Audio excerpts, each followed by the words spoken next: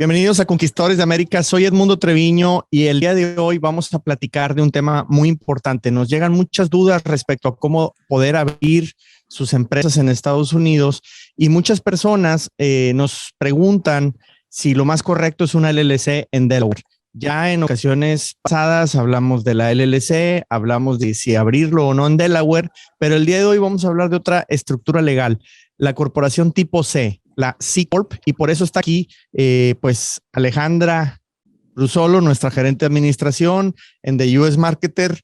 Y pues Ale, bienvenida, y vamos a hablar de estas corporaciones tipo C, porque finalmente yo llevo muchos años con varias de ellas y pues nunca he notado como que, ay, por causa de esto no me va bien. Hola, Edmundo, muchas gracias. Sí, efectivamente recibimos muchas dudas acerca de si abrir una corporación, si abrir una LLC, qué es lo que más me conviene. Y bueno, estuvimos ya hablando acerca de las LLCs. Hoy nos vamos a enfocar en la corporación, vamos a ver diferencias y vamos a concluir en cuál te conviene más dependiendo de qué es lo que quieres hacer con tu negocio. Perfecto. ¿Tienes una presentacioncita que vamos a compartirles aquí a los amigos de Conquistadores de América? Claro. Bueno, vamos a empezar hablando de las ventajas y desventajas. Para iniciar, ¿qué es una corporación o una C Corp? Este tipo de estructura legal es lo que en otros países o en Latinoamérica conocemos como una sociedad anónima. Es una estructura más bien compleja porque tiene todos los estatutos, todas las partes, todas las posiciones que conocemos normalmente como directores, accionistas, tenemos secretarios, tesoreros, etcétera. Para empezar a hablar de las generalidades, como ya hablamos anteriormente, la LLC se forma por los artículos de incorporación. De formación. La corporación se forma con los artículos de incorporación. Este es un formato que emite el Estado en el cual tú pones todas las generalidades del negocio, el nombre, dónde está tu dirección fiscal, si tienes un agente registrado, y la parte de abajo, el tercer artículo es el importante, donde vas a poner quiénes son tus directores y administradores. De esta manera se diferencia de la LLC. Como aquí mencionamos, debe de tener directores, accionistas, administradores. Y la parte importante es que aquí se pagan impuestos al 21%. No tenemos un tabulador como en la LLC, que todo se pasa a la declaración, o bueno, tienes la opción de pasarlo a la declaración personal. Exacto. Y en esta, el impuesto es corporativo, o sea, muy importante entender que finalmente la empresa va a pagar un porcentaje de sus utilidades en impuestos. Entonces, a eso le llaman el income tax de las empresas. Trump lo bajó 21%, Biden no lo ha subido. Anteriormente a esto existía un tabulador que dependiendo de cuál era tu utilidad, empezaba en 15% para las microempresas. O sea, si tú ganabas menos de $25,000 al año de utilidades en tu empresa, pues se pagaba 15% y de ahí iba subiendo hasta llegar a un 35%, si no me equivoco. Entonces, Trump lo simplificó y lo puso en 21%. Para los micros fueron afectados al inicio y para los macros fueron beneficiados, ¿no? Aquí me gustaría aclarar, porque esta es una duda recurrente. Una cosa es pagar impuestos por la corporación, por la utilidad que tenga tu empresa, y otra diferente, pagar impuestos al repartir dividendos, al retirar utilidades de los socios, porque siempre hay esta duda de, pero si ya pagué en mi declaración, ¿por qué tengo que volver a pagar? Bueno, porque esta entidad es separada de los socios. Es una persona fiscal totalmente diferente. Sí, igual, y eso es algo muy importante, Ale. Por eso le llaman que se incurre en una doble gravamen, ¿no? Porque se paga impuestos en la corporación y cuando los socios se repartan algún tipo de salario o dividendo, es cuando ellos van a pagar a título personal un impuesto. Pero mientras no lo hagan, también no lo van a pagar. Solamente lo pagaría la corporación y solamente sobre los ingresos netos, ¿no? O sea, después de deducir muchísimos gastos que se pueden hacer en las corporaciones. Claro. Bueno, también esta estructura es responsabilidad limitada para los socios. Entonces, todo el patrimonio, todos los activos de los socios están protegidos en caso de que cualquier cosa ocurra. Solamente se responde con los activos o los bienes que tiene la empresa bajo su nombre. Un tema importante. Alguna vez publiqué un TikTok que se puso viral porque decía que abrieras una corporación y que ahí pusieras tu carro, tu casa, etcétera. También hablaba de protege tu responsabilidad y la gente lo tomaba. Ah, sí, pues entonces sea irresponsable. No, no es que seas irresponsable. Es nada más que separes tus activos personales de los de la operación de una empresa. La operación de una empresa implica riesgos.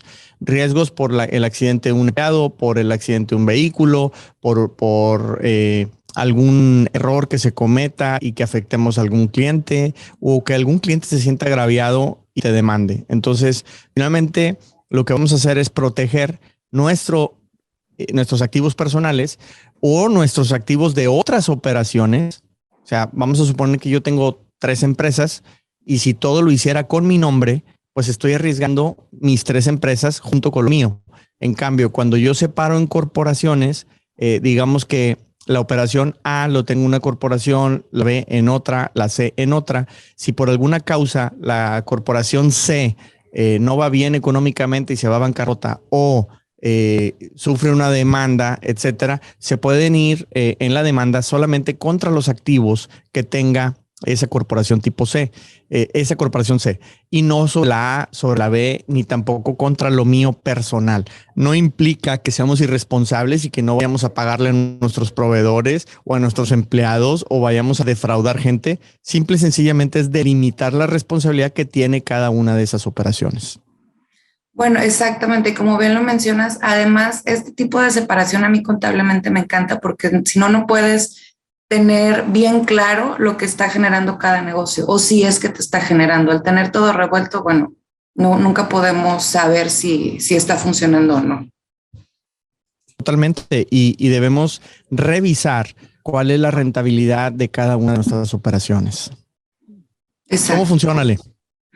Bueno, tenemos los accionistas, que son las personas que son dueñas de la empresa. Aquí hay dos opciones. Si tú como accionista quieres estar activamente dirigiendo tu empresa, bueno, serías accionista y director. Si tú decides que solamente quieres invertir y quieres que alguien más maneje tu empresa, tu capital, que tome las decisiones, bueno, tú como accionista vas a designar directores para que ellos actúen y manejen la empresa en el día a día. Y tenemos también los gerentes, que son ya los que están a cargo de operaciones muy específicas, por ejemplo, financieramente, tu gerente de ventas, tu gerente de compras, etcétera. Ellos serían los encargados de manejar la empresa. Hay que aclarar aquí, tú como accionista puedes tener esos mismos roles dentro de tu empresa, ya depende de lo que tú quieras hacer. Y pregunta recurrente, cuando nos preguntan en extranjeros, gente de Latinoamérica que quiere venir a hacer negocios a Estados Unidos, oye, ¿yo puedo abrir una empresa? Sí, sí puedes abrirla porque puedes ser accionista, mas si no tienes visa de trabajo, quizá no puedes ser gerente. Entonces tenemos que aprender a diferenciar muy bien qué es ser empleado y qué es ser dueño o accionista de una empresa. Claro. Y bueno, vamos a hablar del tratamiento fiscal. Estas entidades, como ya lo dijimos, están separadas de los impuestos o de las obligaciones fiscales de los socios. Es un tratamiento totalmente diferente, tiene una ley diferente, tiene artículos diferentes en los que se aplican. Entonces, al hacer esta separación, tenemos que entender que tú como accionista o dueño de tu empresa tienes unas obligaciones fiscales, las cuales no vamos a abarcar, pero al momento de que se unen o al momento en el que tu empresa te da sueldo o dividendos, es cuando se puede decir que se mezclan. ¿Por qué? Porque vas a pagar los impuestos de tu corporación al final de tu declaración fiscal al 21% después de deducir todos tus gastos, tu costo de venta, etcétera. Y en lo que te queda, si tú decides después de pagar impuestos repartirte un dividendo o repartirte un sueldo, ahí es cuando vas a pagar impuestos como dueño de tu empresa, pero ya a título personal, ya a tema personal. Correcto. Y importante también mencionar que finalmente muchos emprendedores sueñan con abrir startups.